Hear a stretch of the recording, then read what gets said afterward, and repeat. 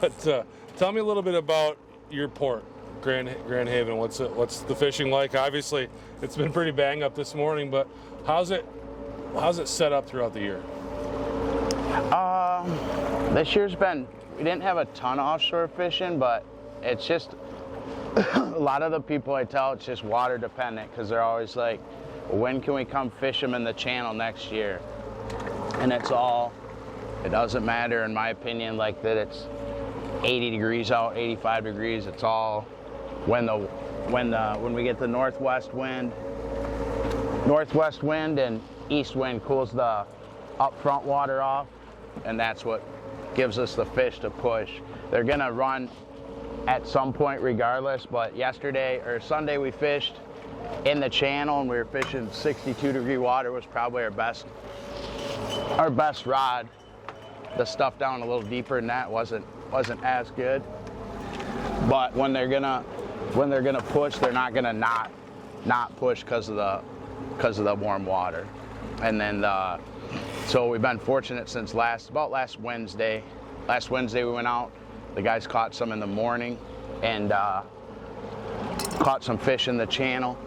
And we fished Wednesday afternoon in the channel, and we went 19 for probably 35, 40 bites with me and Wyatt on mostly plugs. The flounder's like one of the staples that the guys run, the Magnum and the Standard as far as spoon wise. Other than that, it's a lot of the Silver Hordes, number 3 plugs, J plugs, and then we've been doing good on Grizzlies on the divers, but the only thing bad with those is when they're gone, they're gone. But they've been good plugs for us this year, but they're tough to find in that. And I don't know if they have a little bit different action. So, and then the offshore fishery, we were fishing like 120 to 240 and catching the cohos and some of the kings before they staged to come up here. And on that it was 250 to 450 coppers, which are sort of a pain to run, but you have to do it or else you're only going to have your downriggers and your divers. So it's a lot nicer in here. Everything's short. We're running the riggers 12, 21, and 16, and then the 40 copper to 100. And so it's nice to fish in here. They're up close. They fight good. Out there, they're a little nicer to net and stuff when they come in because they've been on for a while. But yeah, overall it's been good fishing. June was the typical slow in that. We don't have the lake trout fishery that we used to, in my opinion. So it was a little bit slower, but knock on wood, 0 skunks this year. There were some close ones, but never got blank. So yeah, it's been a good fishery this year. Tell me a little bit about some of you talked about flounder pounder kind of being one of those staple spoons for you. What are some of the patterns that you guys are liking for your plugs this time of year? A lot of them are, this time of the day, are all glows. Double glow ace high. The one on the diver that's here is ace high yellow lightning. Double glow small silver horde. The yellow goby has been good, and then pearl black dot atomic, which there's a couple hanging up there that they're not glow, but we'll run those excuse me, once the light gets up a little. And then in the channel we'll run greens, green chrome, red chrome head, and then the old Metallica man, which is the yellow metallic with the lightning on the back, has been really good. But for spoons, it's in the channel, it's just a couple, and then once in a great while we'll run, if we're not getting bit, we'll run a small paddle and a fly, usually a 8-inch pearl slick coyote with a Pooster fly on it, and that'll sometime be decent in the channel on that. So one of the things you talked about early on, you said guys call and say, hey, when can we go fishing in the channel? What is it about fishing in the channel that people like? What is it about that type of trip that they're into? This.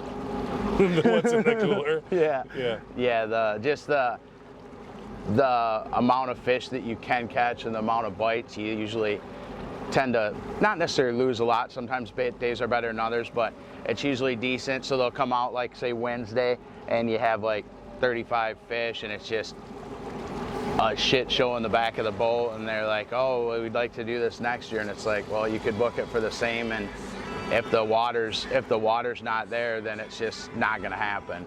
Like if you had a southwest wind the day before, then we'd still be fishing in that 120 to 240 water. So you're basically just going by water to determine whether it is going to be a channel day or whether you're going to go out into the deep water. Yeah, and even probably 3 weeks ago, we caught one up by the Coast Guard station because it just blew the cold water in.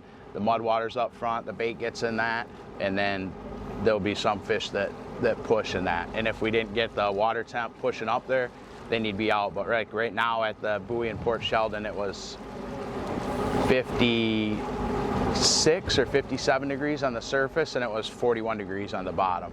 So that's in 88 foot of water. Yeah. So it's just really cold water. Yeah. So when it's that, I mean, it's pretty much, you can do that offshore fishery. I'm sure there's coho and steelhead out there and that, and some of the kings and that. But I mean, obviously today we're not. The other day we caught a lot of the fish were darker and that, where every one of them today is just chrome. They're all a fresh pot of fish. Yeah. They're just coming in, and have people, like, it's been super windy out here the last couple days. This is kind of the first day where boats have been venturing out here again. Yeah. So are these kind of fish untouched right now? Yeah, there was one boat that came out Sunday, and he did well. And then the rest of it's been pretty much in the channel. And then yesterday, a couple boats fished on the outside and that. And then Sunday when we fished, we only came probably to the beach in the channel, and then it was just big rollers and rough on the outside. So yeah, they really haven't been fished a whole lot in the last 3 days. So these guys haven't seen a lot of lures yet. Yeah. And the fish that we've brought to the back of the boat today have been super angry and pretty fired up. And like you say, we're not pulling these fish in from, you know, hundreds of feet out. Like you've got your lines pretty low. What's that like as a crew? Especially like you guys kind of know what you're doing on the rod, you know what you're going to do, but when you're out here with clients and you've got those fish just real angry at the back of the boat, what's that like for you guys? The biggest is you just like safety with the plugs and that blocking, which you can see like with customers and that. If you were to like film the whole thing, you'd see it as far as Wyatt blocking with the net just in case one comes back into the hard top and stuff like that. And then the biggest is the people just get excited and the fish is just going the other way and they're just reeling like crazy, and it's like you're not gonna reel. Like it's just gotta, they don't bite and die and you just reel them in. I said that's the whole point of the fight in that. And so, or they get behind the boat and just reefing on them, and when they go ballistic, you just sort of gotta like just let up on them a little bit, let them do their thing, and once they stop, especially with the coho, because they just roll like an alligator behind the boat when they hit that surface air. And the other with the temps, as cool as it is, it's not like on the outside or when it's warm where they come up and hit that warm water and sort of die. It's just they're just up and the water's freezing still, so they're still like fully alive and swimming. The other thing I'm seeing, well, I've been here, I mean, your chute rigger's 20 feet down, but like there's a real difference in the speed on top and the speed at your probe right now. What's going on with that? It's not like you're way down there.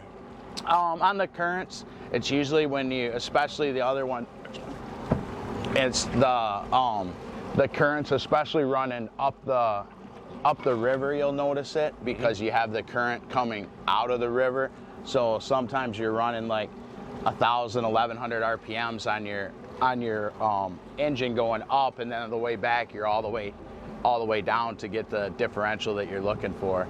And we troll with the plugs. It's a big range, but it seems like 2.2 to almost sometimes in the channel 3, and then it just depends on where you're getting bit. And sometimes you turn in the channel and they'll bite the fast side, and sometimes they bite the slow side, and just sort of tell you what's going to produce better in that. But yeah, we're here today. It's August 26th, August 27th, something like that.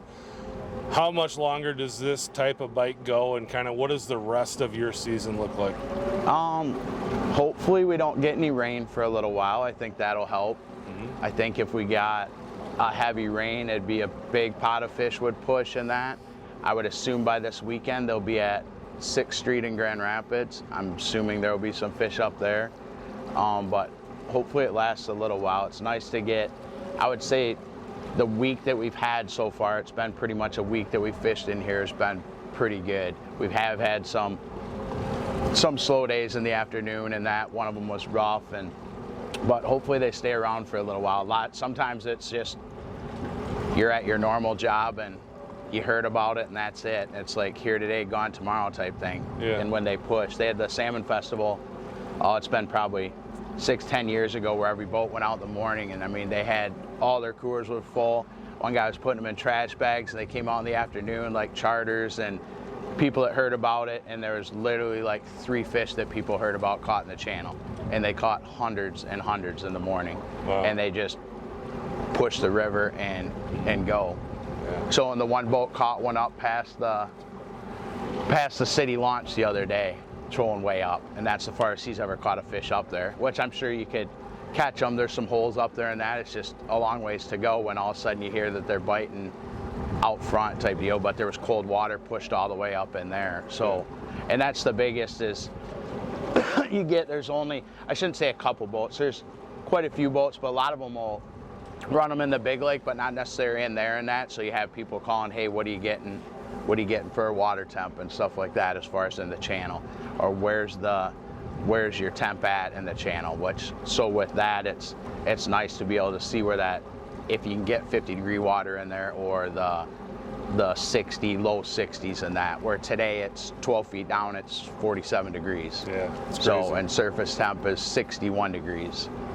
So, and then once you get in you'll notice even in the clean water, it'll be even colder than that. Mm-hmm. So it's just that northwest blow really cooled the water off. Yeah. Well, I'm looking out behind you here, and there's a bunch of boats out there, and we've kind of been running around boats all day today, and it seems like everybody's playing pretty nice with each other out here. What's it like when it gets going like this and you've got some traffic out here? Biggest is, in my opinion, is everybody wants to quote rules of the road and that. It's just, my biggest thing is just common sense and courtesy.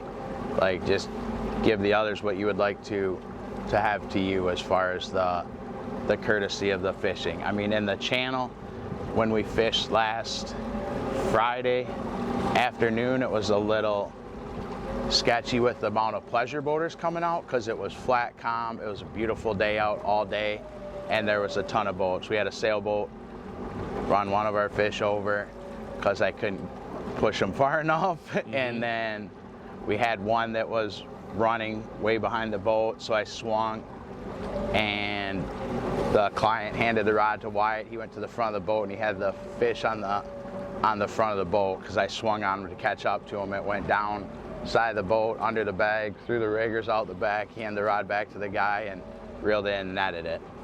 But the biggest is it's just a circle, just like a racetrack is basically what it is, and you just protect your stuff. People get mad that you run boards and that once in a while, but it's like, you're not going to run the stuff over, we'll just reel it in. Yeah. So it's just out there, and he's respect to the others. A lot of them are charter boats, but Friday was probably 10 to 20 times this boat's at least. There was probably at least, I would say, close to 150 boats or so out here in this little area. As it gets a little later and the sun comes up and people start dispersing and that, and then it opens up a little bit, but in the morning you got guys running out without their nav lights on. You can see their boats with no lights and that, and so, or you just see a graph on the boat. Yeah. That's their light. So, but the main is just the courtesy of the other boats. Not I had the right of way, you didn't type thing. It's just turn off. If you turn and they turn a little bit, then you compensate. Yeah. Tell me a little bit about, if someone was to ask, what's it like to fish with Phil Retherford? What do you think the answer is? I would say it's always